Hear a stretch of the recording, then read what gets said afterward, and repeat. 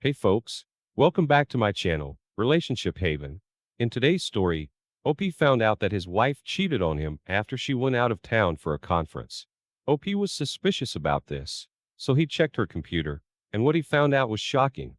He then picked his wife up from the airport and told her he knew everything that had happened. Now, her life is a wreck. Let's get into today's story. I met my wife in an online book club about 10 years ago. At that time, I did not know anything about her besides the book she was reading. Found out that she was going through chemo and radiation for stage 4 metastatic cancer. So I messaged a couple of guys in the group, asking if they are willing to send me small gifts so I can organize a care package for her. She received the package in the mail and was so happy, thankful, and appreciative. We started to message each other privately, became friends, and eventually it blossomed into a long-distance relationship. I continued to send her letters and small gifts, which she would open after every chemo appointment, until she finally went into remission. We lived 1,000 miles apart. I flew to visit her. She flew to visit me. After all the back and forth, she eventually moved to my state. We bought a house together in 2015, got engaged the same year, and got married in 2016. On the surface, it was a great marriage. We had one argument in the entire 6 years of marriage. I was making good money, which gave her the opportunity to land her dream job, which she still holds today. We had a great income and no kids. Remove the stressor of money and kids out of the marriage, and there is little left to argue about. If we had disagreements, we resolved them within hours, or so we thought. I will expand on this later. In 2020, we sold our house and moved 1,000 miles to live closer to her family. She had a hysterectomy in May 2021 for chronic bleeding. Required 2 units of blood prior to surgery because her hemoglobin was critically low. I was fully supportive of her. She took 12 weeks off work to recover. I took 6 weeks off work to care for her. The surgeon cleared her to return to work after 6 weeks, but I was supportive of and encouraged her to take the full 12 weeks off to recover. After I returned to work in a week before she was scheduled to work, she flew out of state to see her female friend and coworker. During that stay, she had sex with another man with whom she was having an emotional affair with for months. I don't know if I was the first person she had a sexual experience with post-surgery, or if it was him. He knew that she was married. How I discovered the cheating was completely by accident. Last weekend, she was out of town for a conference. A couple of things, which in retrospect had no direct relation to the affair, occurred that gave me a bad feeling in the gut, and I went through her computer for the first time in our marriage. I saw the explicit texts and photos. I picked her up at the airport, drove her to our house, parked in the driveway, turned to her and said, "Look at me. I know everything. I know that you've been cheating on me. I've seen the photos and text messages. Here's what is going to happen. You're going to go inside and grab your essentials. You can go stay with your parents or friends. The next time you will hear from me will be through my divorce lawyer." She did not deny anything. As she was walking through the house to pick up her belongings, I was walking behind her because it felt like a stranger was walking into my house and going through our belongings. I never raised my voice or my hand at her, just like during our 6 years of marriage, during the entire process. After she left, I turned on the alarm system and stacked chairs again at the front door. I was afraid that she'd come back if I fell asleep. It felt like an intruder was breaking into my house. I slept for a total of 50 minutes during those last 24 hours. After she left, my intention was to call a divorce lawyer the next day. I could not get a day off from work. I texted her to come to the house. The title is in both of our names, so I was not legally allowed to kick her out before I left for work. I wanted to make sure that she was not going to do anything crazy in the house alone. We agreed to talk after I returned from work. We talked for 2 days in a row. There was a lot of crying from both of us. What looked like a great marriage on the surface was marred by the lack of communication for 6 years from both of us. We both avoided conflict and instead chose to bottle in our feelings. We learned more about each other in 2 days than we did over the course of the entire marriage. While she was away on her conference trip, I drove 1.5 hours to help her 90-year-old grandfather get out of bed, provide incontinence care, toilet him, help with breakfast, and give medication. This was the second time in 2 weeks. She texted me about how much she loved me and how she appreciated what I was doing for her grandfather. She claims that she was going to break up with me after returning from the conference. break up under the guise of falling out of love with me, and not mention the infidelity to avoid hurting me. I honestly didn't believe her and had a strong feeling that she'd have continued to string me along. Every single issue could have been resolved if each one of us put in just a little bit more effort. While we shared some common interests, we could not relate to the interests which were most important to each one of us. On the first day, I blamed her entirely. On the following day, I started to blame myself for not being an attentive husband. After working from home all day, all she wanted to do was talk to me after I came home from work. I just wanted peace and silence after slaving away for 12 hours. She wanted to talk about social and personal issues which were important to her, but I didn't even offer a listening ear because I could not relate to her experience. These are just a couple of examples. There are dozens of others, and I don't claim to have been a perfect husband. I have my faults, but I genuinely tried to make her happy, at least as much in ways I could. I found her at the lowest point in her life. Abusive previous marriage, cancer, sexual assault, anxiety, depression, seizures, and future alcohol abuse. Excluding the affair, we will be getting divorced at the highest point in her life. She is in cancer remission, abstinent from alcohol for a year and a half, no seizures for 3+ years. Her anxiety and depression are better controlled. She has a great group of friends and family who live close by, and I'm at my lowest point now. I uprooted my life for her after the move and have no local support. I haven't told my parents because they will be devastated. I'm afraid that the news will send both of them to the hospital because they loved her so much. We are currently living as roommates in our house.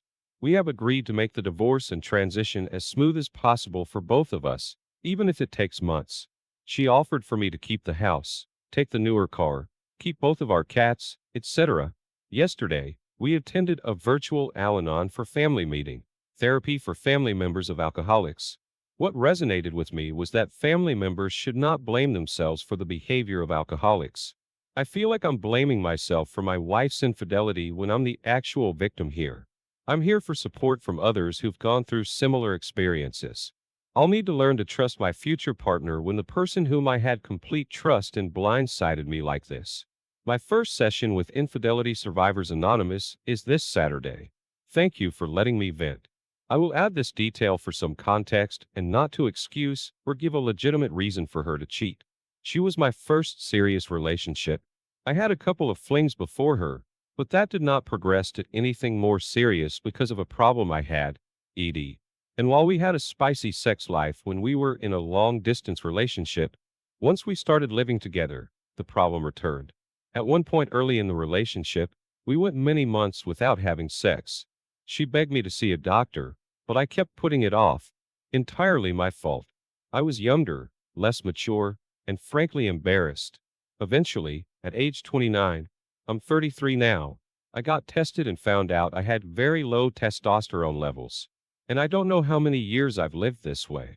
Probably a decade because I always felt like I had less energy than my peers. I received a tear replacement at that time and felt like a new man. We started having sex again, but admittedly, it was never as good as it was in the long-distance relationship and never lived up to the fantasy we had prior to living together.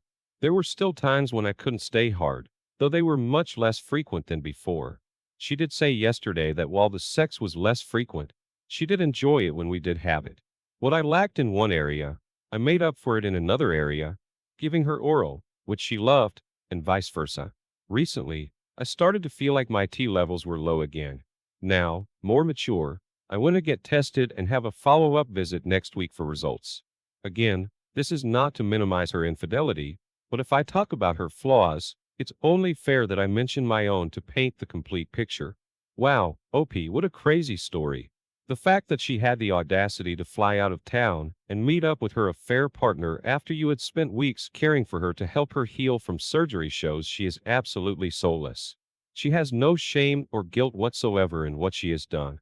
OP, good for you that you were able to give her an ultimatum as soon as she came back so that you could immediately let her know that you won't tolerate her nonsense. At the end of the post, I see that you mention how you've been blaming yourself for what happened. OP, you did not cause your wife to cheat on you. People who cheat are selfish, meaning it has nothing to do with what you did and rather their own selfish actions. From what you described in your post, You cared for both her and her grandfather. She had no justifiable reason to cheat on you. Please snap out of that mindset so you can move on and heal from the situation. Let's see what the comments had to say. Groundbreaking Bet 2181 said, honestly, it almost sounds like she used you. She used you as her support when she was sick. The emotional and physical support she needed while she was at a low point. As soon as, like you said, she was at a high point and everything was going better, she cheated and had a nice exit affair. Knowing you would divorce her. This really all sounds premeditated. OP responded to this comment by saying, the topic of being used actually came up about a month ago prior to me finding out about the infidelity. That's probably when things slowly started to unravel. We were driving home after picking up the car at a mechanic, and she said that she feels like I'm using her for sex, cooking, and doing laundry. I won't sugarcoat it. That hurt me like hell, and I told her that. Here I thought that I was being a pretty decent husband, and to hear that broke my heart. I couldn't believe that my wife felt like I was using her. She soon clarified that she felt used because we didn't share any deep or meaningful conversations. I suggested that we go to a marriage therapist to work on that. Again, this is before the infidelity surfaced. We were scheduled to go on December 23rd. In the end, I was the one who was actually being used. The next comment is from a user by the name of Cranach. They said the following. You both haven't communicated properly. That happened. But I guarantee you that this was not the reason for her cheating on you. She made this mistake just as much as you. And you know what? You haven't cheated on her. Why? Because you respected her, wanted to be with her, and most of all, she meant so much to you as that you didn't want to hurt her in such a disrespectful way. But your wife isn't like you. She didn't care about you or how much she would hurt you by cheating on you. She doesn't love you as you love her. The cheating was more important to her. Her cheating didn't happen because of attention issues or because you haven't communicated properly. It only happened because she wanted to cheat on you. That is the only reason. She made a decision that cheating on you is more important for her than your marriage and stuck to that decision. Nothing of that is on you. You and her had options, and while you made the choice to cherish her, even though the marriage wasn't perfect, she made the choice to cheat. This is all about decision making. Nothing else. Please stay away from alcohol and drugs. They won't help you. Go to a doctor and get tested for STDs. Better safe than sorry. Ask her to leave the house and stay somewhere else since you need time on your own to process what she did and to start leaving her behind. Ignore all her attempts to speak with you, unless it is about splitting up the assets. You need to distance yourself physically and emotionally away from her as much as possible. Ask her to only communicate with you by mail.